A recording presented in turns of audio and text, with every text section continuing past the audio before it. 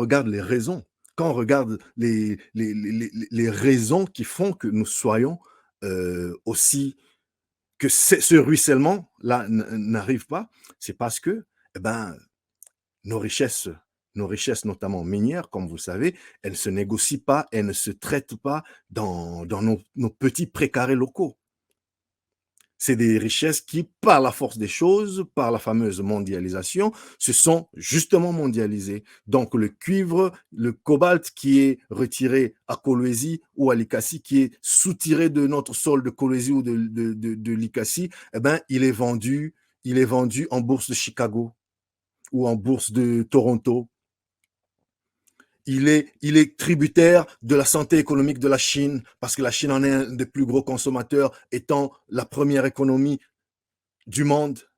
Donc, du coup, lorsque la Chine est fermée pendant 1 an, 2 ans, c'était 2 ou 3, je ne sais plus, avec leur politique zéro Covid, quand la Chine est fermée comme elle l'a été, plus que tout autre pays pendant la Covid, eh ben, un pays comme le nôtre qui n'a pas appliqué son jus de cerveau, qui n'a pas pressé son cerveau pour faire autre chose que creuser les sacs que vous voyez là, eh ben, qu'est-ce qui nous arrive? Eh ben, ce qui nous arrive, c'est que on est étouffé. On est étouffé parce que la Chine n'achète pas. La Chine n'achète pas. Et puis quand la Chine va acheter, il y aura un autre regain. C'est un peu comme ça, au gré des vagues, au gré des vagues. Tous ceux qui, comme moi, ont grandi dans des régions, dans des zones minières au Congo, connaissent. À Likasi, à Lubumbashi, à Kolwezi. Quand on parle de Boulongo, tu vas voir, c'est connu de tous. À un moment, on vous dit non, ces jours-ci, l'économie est au ralenti.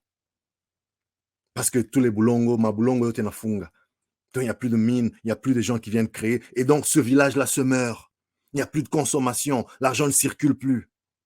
Voyez-vous? Parce que quand l'argent circule, quand nous creusons, eh ben, nous ne faisons rien pour transformer. Nous n'appliquons aucune intelligence sur place. Eh ben, ça fait que la matière première, elle va finir là où elle doit finir, c'est-à-dire pour servir les intérêts de ceux qui avaient commandé qu'elle soit extraite, en nous laissant des miettes au passage.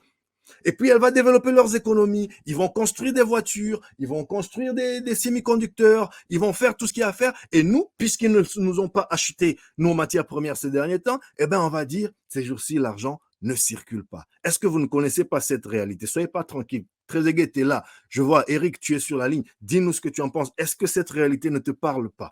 Que vous soyez à l'est de la RDC, que vous soyez à l'est là où il y a l'or, le coltan et tous les minéraux, que vous soyez au Kasaï, là où vous êtes né sur le diamant, que vous soyez au Katanga, eh ben, c'est tout ce qui se passe. La réalité, elle est la même. Merci beaucoup, Monsieur K. Je vois ici un commentaire. Oui, oui, voilà ce que nous avons subi. Le boulongo, le boulongo. Voilà. C'est comme ça. Quand le boulongo est fermé, il n'y a rien. Merci beaucoup pour ton commentaire, Boulisto. Merci beaucoup. Merci, le juif El Boulisto, parce que voilà, merci pour ton commentaire. Donc, c'est ça. Et toi, tu en sais quelque chose. Tu es un homme d'affaires. Hein? J'ai la chance de connaître personnellement certaines personnes, et pendant longtemps, certaines personnes qui commentent aujourd'hui. Donc, permettez que parfois, je m'incline un peu sur leur cas. Parce que là, par exemple, mon ami Monsieur Cash, le juif El Boulisto, c'est un homme d'affaires. C'est un homme d'affaires qui, lui, opère au Katanga notamment, dans l'habillement. Et il sait bien que quand il n'y a pas de boulongo, son business, il est par terre. Il doit faire ça, il doit galérer. Mais quand il y a le boulongo, oh, mais ça chauffe, tout le monde achète, tout le monde achète. Donc, il faudrait qu'on commence à... Et pourtant, lui, il est dans les services. Et on va revenir pour parler des services et de la diversification de nos économies, justement. Donc, merci à tous ceux qui commentent jusque-là. Merci beaucoup. Je crois qu'il y a aussi un commentaire sur LinkedIn. Si vous êtes là, s'il vous plaît, restez pas calme. Faites comme ceux qui emboîtez le pas de Eric, de Cash et de tous les autres qui sont en train de commenter. Nourrissez cette discussion avec vos expériences. C'est en fait ça l'idée de cet espace, les amis. Vous amenez vos expériences, vous apportez votre vécu, vous apportez votre petit angle. Voilà. Donc, je vais continuer, les amis, en parlant des avantages.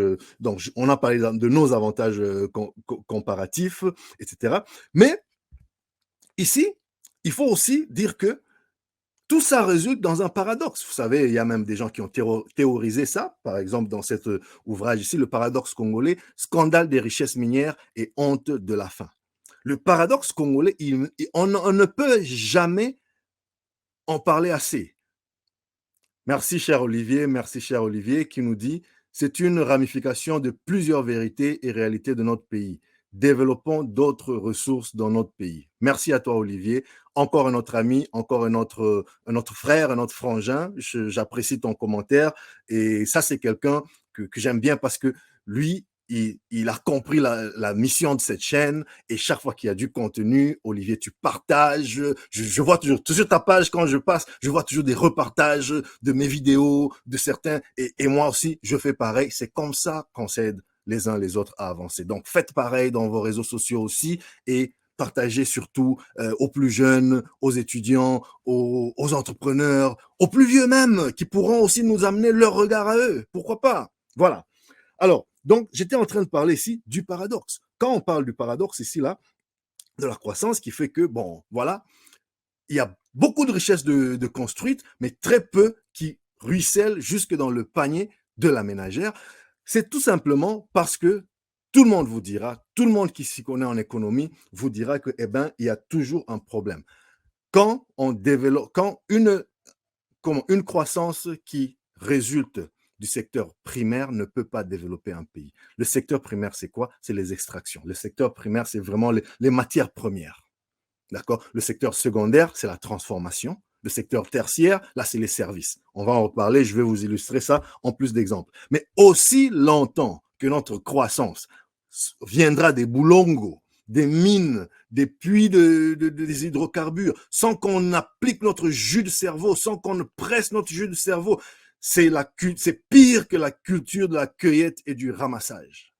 C'est pire parce que les ressources naturelles, elles, on sait. Encore la cueillette, on sait que l'arbre, il est là aussi longtemps qu'il est arrosé. Quand c'est la saison, il va produire. Mais quand vous êtes dans l'extraction bête et aveugle, eh ben, vous ne savez même pas le jour où le sol arrêtera de produire. Aujourd'hui, on nous dit que non, dans certaines régions de la RDC, moi je ne suis pas géologue, mais certains vous diront, dans certaines régions de la RDC, la fiction, le mythe du scandale géologique n'est plus vrai parce que nos ressources géologiques, nos ressources naturelles notamment, commencent à s'épuiser. Ou alors elles deviennent beaucoup trop compliquées à creuser.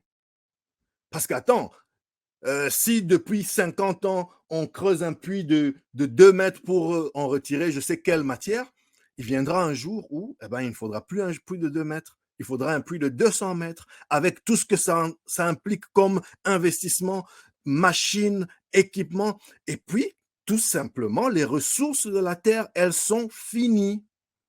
Elles ne sont pas infinies, elles sont finies.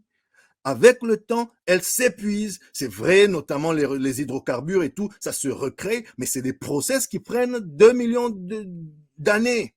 C'est des process qui prennent des milliers et des milliers d'années. Demandez aux géologues. Et à long terme, comme dirait l'autre, nous serons tous morts. Voyez-vous?